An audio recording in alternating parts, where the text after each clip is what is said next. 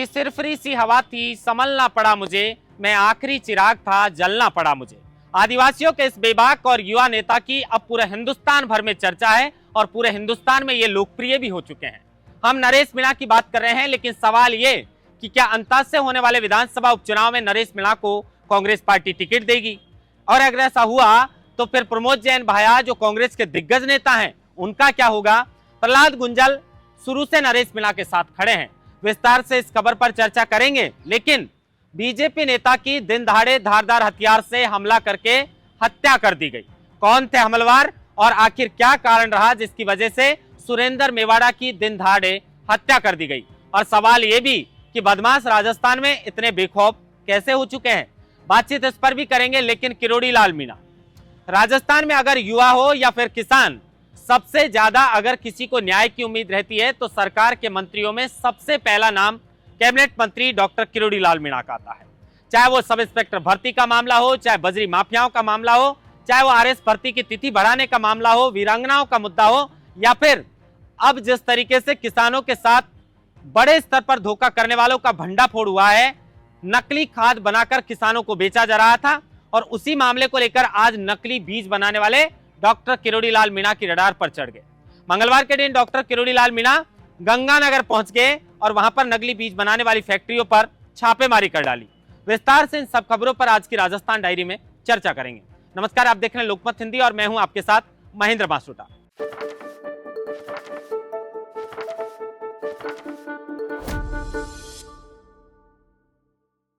खबर की शुरुआत सबसे पहले नरेश मीणा को लेकर करते हैं। नरेश मीणा जो समरावता के इस मामले के बाद एसडीएम अमित चौधरी को थप्पड़ मारने के मामले में और उसके बाद जो आगजनी और उपद्रव समरावता के अंदर हुआ, उस मामले में 6.5 महीने से सलाखों के पीछे हैं। अभी तक नरेश मीणा को एसडीएम अमित चौधरी को थप्पड़ मारने के मामले में जमानत मिल चुकी, लेकिन जो दूसरा मामला था आगजनी और उपद्रव का, उस मामले में अभी नरेश मीणा को जमानत नहीं मिली है। 12 जून को SC/ST कोर्ट में नरेश मीणा को लेकर एक नई तारीख मिली है। इसका इंतजार रहेगा कि क्या 12 जून को नरेश मीणा को अब जमानत मिल सकती है, क्योंकि सीएम भजनलाल को लेकर प्रहलाद गुंजल कई बार जो है वो सवाल भी खड़े कर चुके हैं और बार बार नरेश मीणा की रिहाई की मांग कर रहे हैं। अब पूरे राजस्थान भर में नरेश मीणा की रिहाई की मांग है। कोई नरेश मीणा को लेकर राजधानी जयपुर के अंदर दंडवत परिक्रमा कर रहा है, तो कोई नरेश मीणा को लेकर जो है वो रैली का आगाज कर रहा है। प्रहलाद गुंजल भी सरकार को चेताने का प्रयास कर रहे हैं कि कोई इतना बड़ा मामला किया नहीं नरेश मीणा ने। एक छोटा सा मुकदमा था, लेकिन उसके बाद भी 6.5 महीने से नरेश मीणा को सरकार ने सलाखों के पीछे रख रखा है। लेकिन फैसला तो न्यायालय से आना है और उसकी तारीख 12 जून की है। लेकिन उसके अलावा अगर अंताज से होने वाले विधानसभा के उपचुनाव की बात करें तो अब सबसे ज्यादा इस बात को लेकर चर्चा है लोगों में कि क्या भाई नरेश मीणा चुनाव लड़ेंगे। अब उनके समर्थक तो इस बात का दावा कर रहे हैं कि नरेश मीणा अंताज से चुनाव में ताल जरूर ठोकेंगे, लेकिन सवाल ये कि क्या इस बार भी वो निर्दलीय ताल ठोकने वाले हैं या फिर कांग्रेस पार्टी उन्हें टिकट देगी। अब टिकट की बात करें तो 12 से 3 बार विधायक रह चुके हैं। 12 की अंता सीट से प्रमोद जैन भाया वही हैं जिनकी ना शांति धारीवाल से अच्छी तरह बनती और नरेश मीणा को भी जो है वो 36 का आंकड़ा है। लेकिन सवाल ये कि कांग्रेस पार्टी का शीर्ष नेतृत्व क्या इस सीट पर, क्योंकि पिछले चुनाव में प्रमोद जैन भाया जो है वो अंता से जो विधायक बने थे कंवरलाल मीणा बीजेपी के, उनसे मात खा गए थे। तो अब ऐसी चर्चा है कि हो सकता है कांग्रेस पार्टी टिकट भी दे दे। अब इसके पीछे कई वजह हैं।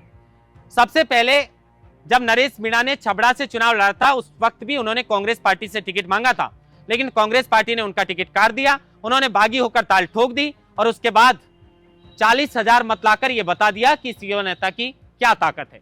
इस चुनाव के अंदर भी उन्होंने कांग्रेस का खेल खराब किया था। फिर दूसरा समय लौटता है, राजस्थान में विधानसभा के उपचुनाव होते हैं। उससे पहले नरेश मीणा कांग्रेस पार्टी प्रहलाद गुंजल के साथ ज्वाइन कर लेते हैं और फिर टिकट मांगा जाता है देवली उनियारा से, लेकिन फिर भी नरेश मीणा का टिकट काट दिया जाता है। उसके बाद महज 10 दिन का समय बचा था, नरेश मीणा ने यहां से निर्दलीय ताल ठोक दी और यहां भी कांग्रेस के किस्तूर चंद मीणा का खेल खराब कर दिया। जहां कांग्रेस ने जिसको टिकट दिया था वो किस्तूर चंद मीणा मात्र 30,000 मत प्राप्त कर पाए, लेकिन नरेश मीणा ने निर्दलीय ताल ठोककर 60,000 मत प्राप्त कर लिए और इससे यह बता दिया कि इस युवा नेता की कितनी ताकत है जो 10 दिन के अंदर निर्दलीय होकर 60,000 मत प्राप्त कर लिए। अब ऐसी चर्चा है कि जब दोनों बार इसने कांग्रेस पार्टी का खेल खराब किया है तो फिर कांग्रेस पार्टी का शीर्ष नेतृत्व नरेश मीणा को क्या टिकट दे सकता है। अब ये पार्टी का अंदर का मामला है, लेकिन इस तरह की खबरें इस वक्त सबसे ज्यादा चर्चा का विषय बना हुआ है जो अंता चुनाव है। अब इसको लेकर भी लोग कह रहे हैं कि भाई साहब देखिए, वक्त को देखिए आप, कि जब नरेश मीणा देवली उनियारा से चुनाव लड़ रहे थे तो उन्होंने कहा था कि नंगे पैर खाटू श्याम जी के आऊंगा चुनाव के परिणाम के दिन, लेकिन उससे पहले तो वो सलाखों के पीछे पहुंच गए एसडीएम अमित चौधरी को थप्पड़ मारने के मामले में।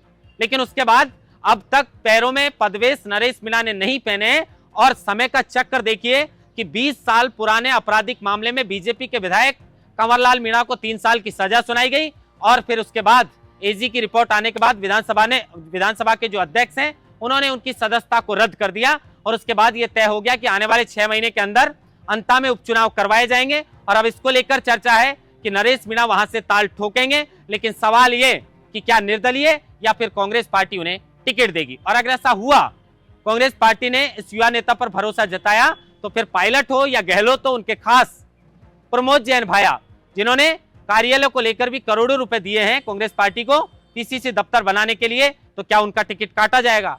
लेकिन ऐसा नहीं हुआ, तो उनके समर्थकों का कहना है कि नरेश भाई साहब तो ताल ठोकेंगे।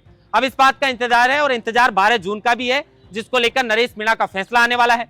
लेकिन प्रहलाद गुंजल शुरू से ही नरेश मीणा के साथ खड़े हैं। कोटा में जो सांसद के चुनाव हुए थे, लोकसभा के चुनाव में ओम बिरला के पसीने लाने वाले थे प्रहलाद गुंजल, और उसमें बेबाकी के साथ नरेश मीणा ने ताल से ताल मिलाकर प्रहलाद गुंजल का साथ दिया था। मत बहुत कम जो है वो कम मतों से ओम बिरला चुनाव जीत गए थे, लेकिन वो मतों का जो अंतराल है बहुत कम रह गया था, और इस बात से अंदाजा होता है कि किस तरीके से नरेश मीणा और प्रहलाद गुंजल की जोड़ी ने ओम बिरला के भी पसीने छुड़वा दिए थे। तो अब ऐसा कहा जा रहा है कि अगर अंता में कांग्रेस पार्टी टिकट देती है तो बात अलग है, नहीं तो नरेश मीणा यहां से निर्दलीय भी ताल ठोकने वाले हैं। इंतजार रहेगा। लेकिन इसके अलावा अगर बीजेपी नेता की हत्या का मामला जो है उस पर बातचीत करें, तो सबसे पहला सवाल यही खड़ा होता है कि भाई अगर नेता ही सुरक्षित नहीं है तो फिर आम आदमी किस पर भरोसा करे। बीजेपी के नेता सुरेंद्र मेवाड़ा की दिन दहाड़े धारदार हथियार से हमला करके हत्या कर दी गई। अब आप बताइए, यह मामला झालावाड़ से सामने आया है। काफी समय से बीजेपी से जुड़े हुए थे सुरेंद्र मेवाड़ा, और उनकी दिन दहाड़े यह हत्या का मामला सामने आया। उसके बाद भारी संख्या में वहां पर पुलिस बल तैनात कर दिया गया, और जो अपराधी हैं उनकी तलाश में, जो हत्यारे हैं उनकी तलाश में पुलिस जुट चुकी है। कौन हत्यारे हैं, क्या इसके पीछे की साजिश रही होगी, उसका खुलासा भी पुलिस जो है वो अपराधियों को पकड़ने के बाद, आरोपियों को पकड़ने के बाद जांच में करेगी। लेकिन ये बड़ा सवाल जो है वो राजस्थान की सुरक्षा व्यवस्था, कानून व्यवस्था पर खड़ा करती है कि किस तरीके से बेखौफ हो चुके हैं राजस्थान में अपराधी। दिन दहाड़े लोगों की हत्या कर देते हैं, और कोई आम आदमी नहीं बल्कि बीजेपी के नेता की हत्या करके चले गए। अब इसको लेकर झालावाड़ में तगड़ा बवाल हो रहा है, लेकिन पुलिस आरोपियों की तलाश में जुट चुकी है, और जल्द आरोपियों तक पहुंच भी जाएगी। और उसके बाद इस बात का खुलासा होगा कि आखिर बीजेपी नेता सुरेंद्र मेवाड़ा की हत्या क्यों की गई, किसके कहने पर की गई, और इसके पीछे की असली वजह क्या थी। इसके अलावा अगर डॉक्टर किरोड़ीलाल मीणा की बात करें तो सबसे ज्यादा चर्चा का विषय है डॉक्टर किरोड़ीलाल मीणा। फिलहाल वजह, कोई सा भी मुद्दा आप उठा के देख लीजिए, अगर किसी को न्याय की उम्मीद है और सरकार के मंत्रियों की तरफ देखेंगे तो सबसे पहला नाम डॉक्टर किरोड़ीलाल मीणा का जाता है। जिस तरीके से सचिन पायलट ने अपनी सरकार में रहते हुए आरपीएससी को भंग करने का मुद्दा उठाया था और अजमेर से लेकर जयपुर तक जनसंघर्ष यात्रा निकाली थी, उसी तर्ज पर किरोड़ीलाल मीणा कभी भी किसी के भी मुद्दे को लेकर अपनी सरकार के सामने आ जाते हैं। आरएस के छात्रों ने किरोड़ीलाल मीणा से कहा कि साहब 2023 वाली भर्ती जो है उसका अंतिम परिणाम नहीं आया, उससे पहले इस भर्ती की मुख्य परीक्षा करवाई जा रही है और ऐसा होगा तो हमारा नुकसान है। इसको लेकर तिथि बढ़ाने का आश्वासन किरोड़ीलाल मीणा ने उनको दिया है। मुख्यमंत्री से बातचीत करेंगे, इसको लेकर क्या फैसला आएगा उसका भी इंतजार रहेगा। लेकिन कुछ दिन पहले किरोड़ीलाल मीणा ने किशनगढ़ के अंदर जिस तरीके से उदयपुर जो गांव है उदयपुर कला, नकली खाद बनाने वाली फैक्ट्रियों में छापेमारी की थी। कह सकते हैं कि यह देश की सबसे बड़ी नकली खाद बीज बनाने वाली फैक्ट्रियों के खिलाफ छापेमारी है, जो राजस्थान के कैबिनेट मंत्री किरोड़ीलाल मीणा ने इसको अंजाम दिया है।